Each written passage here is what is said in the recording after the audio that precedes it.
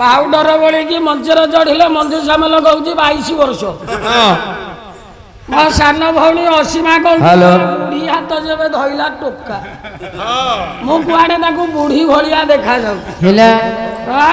ବୁଢୀ ହାତ ଯଦି ଧଇଲା ଟୋକା ଏଇଟା କେମିତି କଣ ହବ? ପାଠ ପଢିକି ପୁଅ ବାପା ବେକାର ହେଇଗଲା, ଚାକିରି ମିଳୁନି ଆଜିକା ଡେଟରେ। ନା ନା ପାଠ ସାଠ ପଢିଛି, ଭଲ ସୁନ୍ଦରିଆ ପିଲାଟା ଯୁବକ। ବାପା କହିବାରେ ହେଇ ୟାର ଜୀବନ ବର୍ବାଦ ହେଇଯିବ, ଭବିଷ୍ୟତରେ କେମିତି ଚଳିବ। ପାଖ ଗାଁ ଦେଖିକି ଯଦି ଗୋଟେ ଅସୁନ୍ଦରୀ ଝିଅ ବହୁତ ବୟସ ହେଲା ରହିଛି, ଚାକିରି କରୁଛି, ତାକୁ କେହି ବାହା ହେଇ ପାରୁନାହାନ୍ତି, ଅସୁନ୍ଦର ଝିଅ।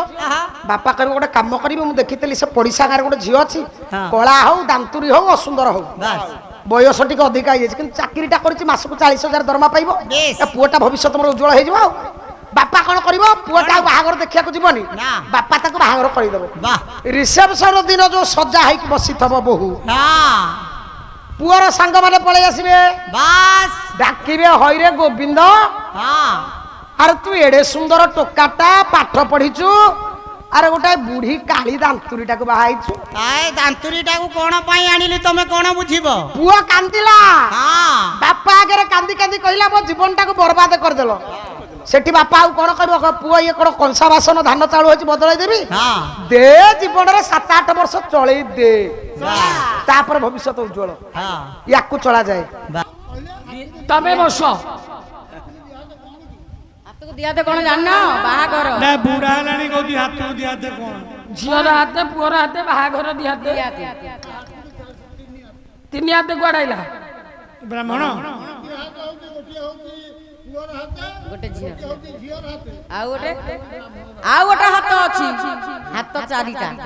ହଁ, ଆଉ ଶାଳି ହାତ ନ ନାଗିଲେ କଣ ହାତ ଗଣ୍ଠି ପଡିବ? ସେ ଗୁଳା ଧରମ ଶାଳି କରିବ। ଯାହାର ଶାଳି ନଥବ ସିଏ ବ୍ରାହ୍ମଣ ଭିଟେଇ ଦେବେ। ନହେଲେ ବାରିକିଆଣି ମତେ ଫୋନ କଲନି, ଶାଳି ନଥିଲା ତମର କିଏ ଭିଟେଇଲା? ପେଲି ଦେବି ପେଣ୍ଡାଲରୁ ଯେ ପଡିବ।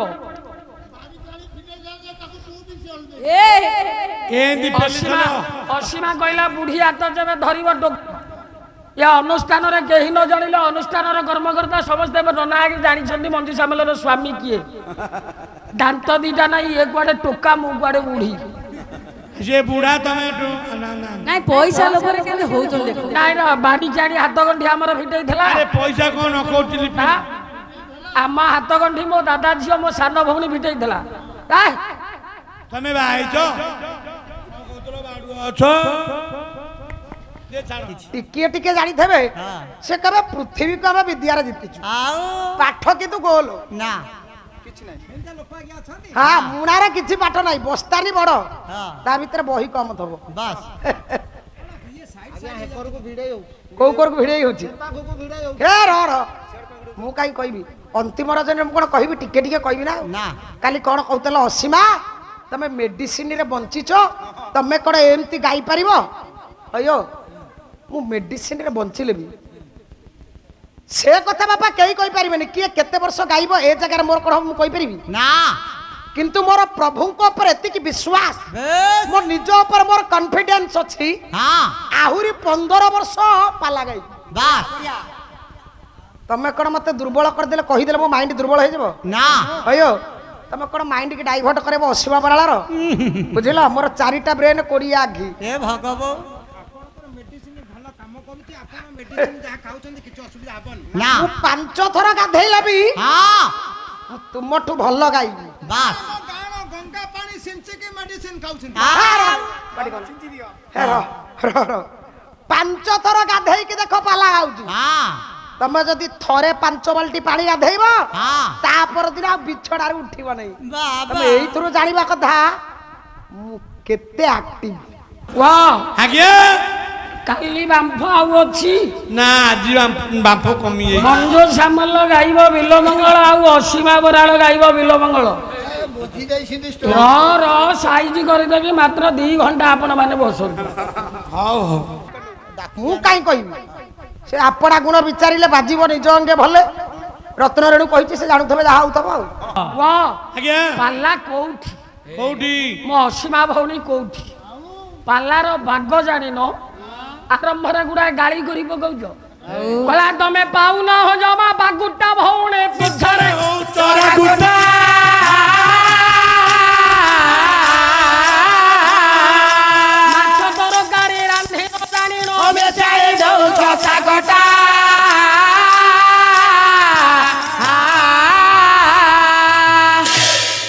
ପରିବା ଗୋଟେ ଆଜ୍ଞା ପରିବା ଗୋଟେ ଗୋଟିଏ ମସଲା ସେଇ ଭଳିଆ ସେଇଭଳିଆ କିନ୍ତୁ ଛୁଙ୍କ ଛୁଙ୍କ ଅସୀମା ରୋଷେଇର ଛୁଙ୍କ ହଉଛି ସ୍ୱତନ୍ତ୍ର ଅଲଗା ବେ ମଞ୍ଜୁ ସାମଲର ଛୁଙ୍କ ହଉଛି ସ୍ୱତନ୍ତ୍ର ଆମର ବିଲ୍ ଉଠୁନି ମୁଁ ହୁକ ପକଉଛି ମଞ୍ଚ ଉପରେ ମତେ ମୋ ମା କହିଲା ବୁଢୀ ମୁଁ କୁଆଡେ ତାକୁ ବୁଢୀ ଭଳିଆ ଦେଖା ଯାଉଛି ଆଉ ଅସୀମାକୁ ମତେ ଠିଆ କଲେ ଆମେ କେମିତି ଦେଖାଯିବୁ ମା କହିଲା ଝିଅ ଭଳିଆ ଦେଖାଯିବ ମୁଁ କୁଆଡେ ବୁଢୀ ମଞ୍ଜୁ ସାମଲ ଖୋରା ଉଠେଇଲେ ଚାପି ହେଇଯିବ ତଥାପି ଲୋଭ ଅଛି ତା ହାଁ? ତଥାପି ଲୋଭ ରଖୁଛୁ ଟିକେ ଆକ୍ସନ ନାହିଁ ମୁହଁଟା ଆମ୍ବିଳା ମୁହଁ କରିକି ପାଲା ଖାଉଛୁ ଷ୍ଟାଚୁ ଭଳିଆ ନା ମୁଁ ହଉଛି ଛୁଆ ମୋ ମଞ୍ଜୁ ବାପା ବୁଢୀ ମୁଁ କେତେବେଳେ କହିଲି